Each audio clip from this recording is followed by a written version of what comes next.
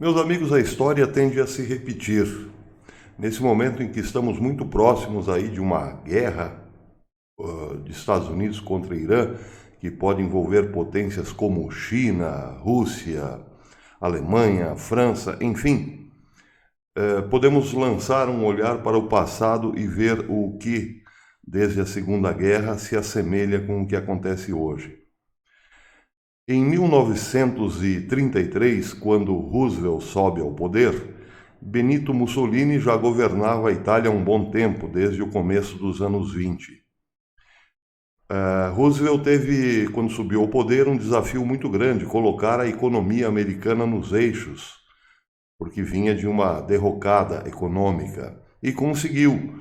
Conseguiu com um plano, o chamado Three New Deal, que, de certo modo, cotejou um tanto quanto com o fascismo de Benito Mussolini. Não estou dizendo que o plano de Roosevelt era fascista, mas, em alguma medida, o Estado teve sim que regular a economia para colocar os Estados Unidos nos trilhos. Uma vez que a economia americana voltou a crescer, Roosevelt passou a investir na China e na Inglaterra.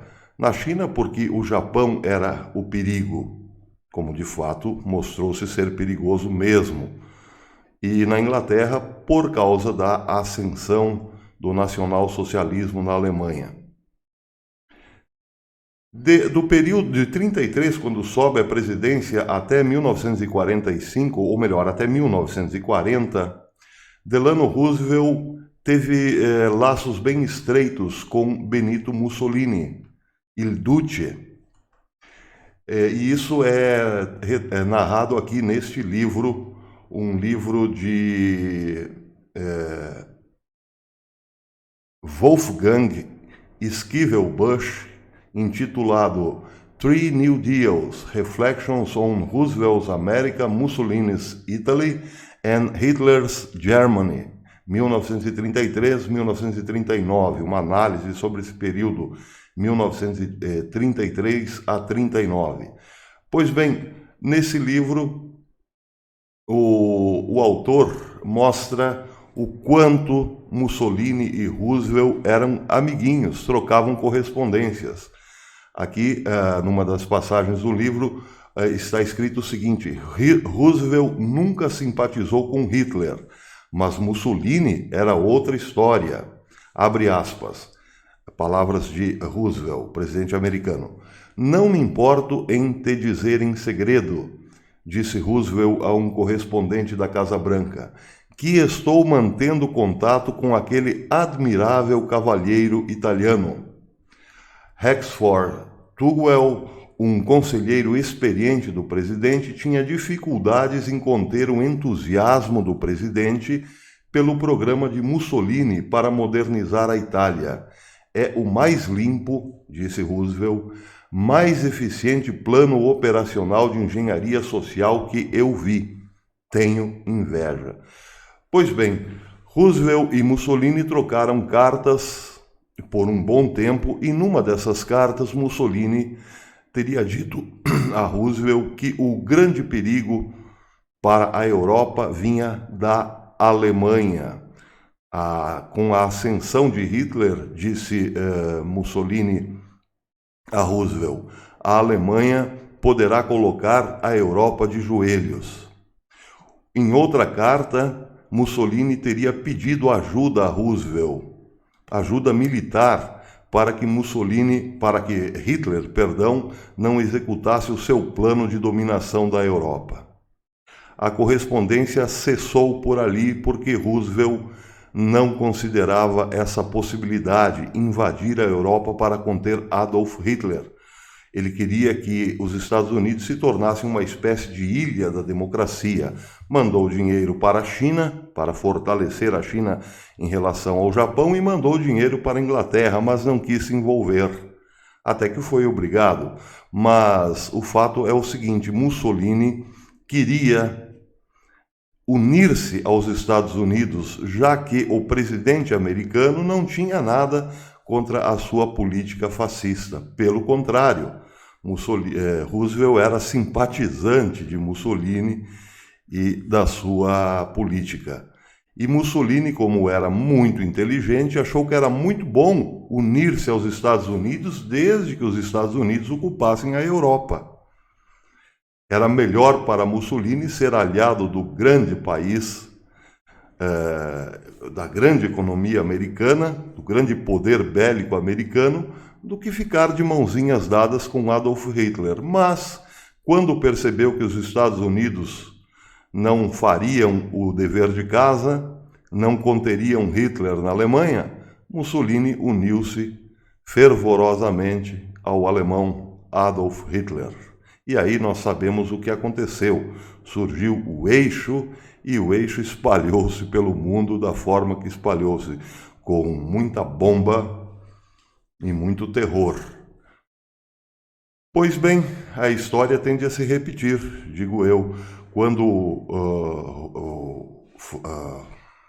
Churchill assumiu o poder na Inglaterra em 1940, a Europa estava de fato de joelhos para a Alemanha nazista.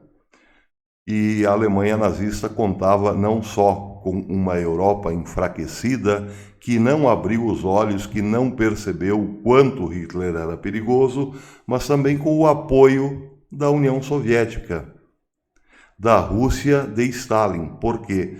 Porque Stalin, ele sim também tinha um plano de dominar toda a Europa, mas preferiu que a Alemanha de Hitler fosse na frente como um navio quebra-gelos, dominasse a Europa, mas tivesse também ela grandes prejuízos, e depois que a Alemanha também estivesse em frangalhos, viria o exército russo, o exército de Stalin, e dominaria tudo. Por isso, Stalin resolveu dar vida mansa a Adolf Hitler, até que foi traído pelo próprio Hitler, que invadiu a Rússia. Bem, isso é outra história. O fato é que agora a história sim pode se repetir em relação ao Irã. Uma pessoa muito semelhante, não digo na política, mas em relação aos avisos, muito semelhante a Il Duce da Itália, é John Bolton. Este senhor que vocês estão vendo, John Bolton, tem pedido insistentemente a Donald Trump que invada o Irã e coloque abaixo a ditadura dos ayatolás, a ditadura ensandecida dos ayatolás naquele país. Como no passado ninguém deu muita bola aos alertas de Benito Mussolini, parece que hoje há também uma certa indisposição para ouvir a John Bolton. John Bolton tem dito nos bastidores que se os Estados Unidos não destruírem a ensandecida política dos ayatolás, logo o Oriente Médio será todo ele dominado pelo Irã e depois, posteriormente, a Europa também. Donald Trump está pendendo entre os conselhos de John Bolton e os conselhos do chefe do Departamento de Estado, Mike Pompeo. Mike Pompeo não é a favor de uma intervenção militar, não é a favor de uma guerra contra o Irã. Está tentando colocar panos quentes. Os dois, Bolton e Trump, apostam muito no embargo econômico, no enfraquecimento econômico do Irã. Acontece que o Irã está mais preocupado com bombas e não com economia. E está também ele encaixado numa espécie de eixo, como foi no tempo da Alemanha nazista. O eixo, no tempo da Alemanha nazista, era a Alemanha, a Itália e o Japão. Agora, o novo eixo é Rússia, Irã e Turquia. Claro que ainda nas extremidades do eixo pode-se contar aí com Venezuela, Cuba, Coreia do Norte principalmente e China. Esses atores não estão envolvidos diretamente no que se pode chamar de eixo, mas compõem sim a grande equipe que, numa grande guerra, poderia vir em socorro do Irã. Isso é fato. Fato também é que Donald Trump não afastou John Bolton. John Bolton continua, sim, com acesso ao presidente, mas o presidente, segundo palavras do próprio presidente, é aquele que tempera o ímpeto de John Bolton. Muita gente acredita que John Bolton faz cosquinha no pé de Donald Trump, mas não tem uma influência suficiente para que os Estados Unidos entrem em guerra com o Irã. Essa é uma passagem que foi tirada do Face the National, que diz o seguinte, palavras do ministro das Relações Exteriores do Irã, a semana passada. Não acreditamos que o presidente Trump queira confronto, disse ele. Pois bem, ontem reuniram-se em Moscou o secretário de Estado Mike Pompeo e o ministro das Relações Exteriores da Rússia, Sergei Lavrov, para discutir basicamente esses dois pontos, a questão da Venezuela e o problema do Irã. Sobre a questão da Venezuela, disse Lavrov o seguinte: a Rússia está a favor de que o povo daquele país determine o seu futuro, e nesse sentido é de suma importância que todas as forças patrióticas responsáveis pela política daquele país iniciem um diálogo entre elas, ao que, de fato, instam uma série de países da região no marco do chamado Mecanismo de Montevidéu. E, de acordo com a Venezuela, tal e como afirmou Nicolás Maduro, está disposto a esse diálogo. Ou seja, a Rússia continua com aquele discurso de que o mandatário legítimo da Venezuela é Nicolás Maduro. E Nicolás Maduro, como é uma pessoa muito bacana, muito legal, muito cordata, está aceitando o diálogo.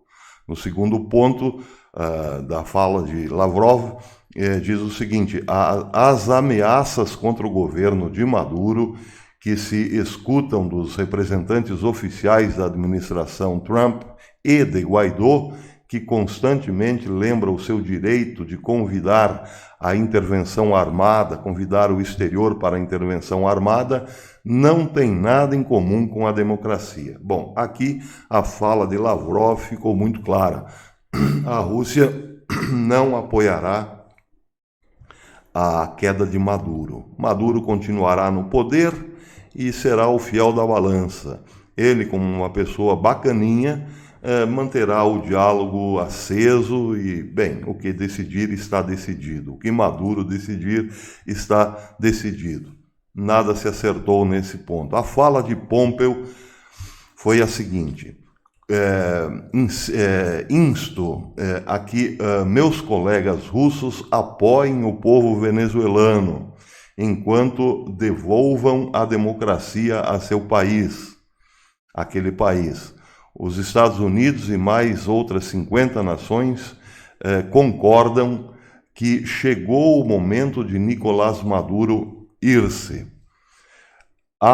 Ele traiu nada mais, ele levou a Venezuela nada mais do que miséria, e esperamos que o apoio da Rússia a Maduro termine. Um falou uma coisa, outro falou outra coisa e ficou por isso mesmo. Aí não houve acerto. Em relação ao Irã, no que concerne a política, diz a RT News, o que concerne a política em torno ao Irã, se mantiveram as discrepâncias existentes. As diferenças continuam aí. Pompeo prometeu que os Estados Unidos seguirá pressionando o regime de Teherã até que sua liderança esteja preparada para voltar às filas das nações responsáveis que não ameaçam os seus vizinhos, nem semeiam instabilidade e terror. A fala de Pompeo ficou bastante evidente. Os Estados Unidos manterão, segundo Pompeo, vontade de Pompeo, manterão embargo econômico, mas não agirão de modo bélico ou precipitado. Ficarão ali, cozinhando o sapo. Lavrov se limitou a admitir os desacordos entre ambos países sobre o pacto com o Irã para garantir o caráter pacífico de seu programa nuclear. Caráter pacífico, vejam, Não pode existir um caráter pacífico para um povo não, para um regime que diz todos os dias que quer ver Israel riscada do mapa. Como assim pacífico, senhor ministro das Relações Exteriores? E acrescentou que a Rússia e Estados Unidos continuarão dialogando sobre o tema. Pois é por isso que eu digo que iniciei esse vídeo dizendo que a história se repete. O fato é o seguinte, aconteceu isso na Alemanha, na Segunda Guerra. Todo mundo, inclusive Chamberlain, da Inglaterra, o primeiro-ministro inglês à época, achava que Hitler queria só dinheiro, era um falastrão que no fundo só queria dinheiro. E ninguém fez nada. O único a alertar que era preciso uma ação radical na Europa, como disse, foi Benito Mussolini. Todo mundo ficou ali fazendo cara de paisagem até que Hitler colocou o mundo inteiro de joelhos, começando pela Europa. Agora o mesmo está acontecendo, conversinha daqui, conversinha dali, e nada se resolve. E enquanto isso, o Irã começou já sim a produzir, enriquecer urânio, como se não houvesse amanhã. O que fará o Irã com suas bombas atômicas? Ele apenas negociará, baterá na mesa, pedirá dinheiro. Chamberlain disse isso de Hitler. Ele só quer dinheiro, portanto, essa máquina de guerra que ele está construindo é só para negociar, é só para falar grosso. O mesmo agora acontece com o Irã. Muita gente acha ou propaga essa ideia de que o Irã, no fundo, quer apenas um respaldo, né, para negociar de igual para igual com os Estados Unidos e a Europa. Ledo engano. Minha opinião pessoal que certo nessa história, tanto quanto estava Il Duce no passado, é John Bolton no presente. Até depois.